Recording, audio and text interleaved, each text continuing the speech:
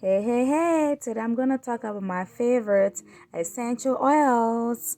Um, in case you're under the influence of the weather or you just wanna inhale some essential oils, they have many benefits. The ones that I will speak about, you can Google for yourself.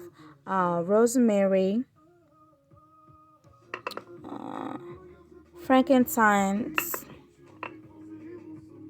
peppermint, and eucalyptus. So you put what I normally do. This is a diffuser that I bought from Amazon, of course.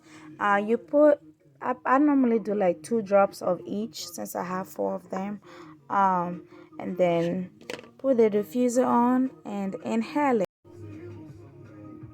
This is how it comes out when it's all done. Makes the place smell so good, guys. Try it out. It's healthy and it's beneficial and it smells great.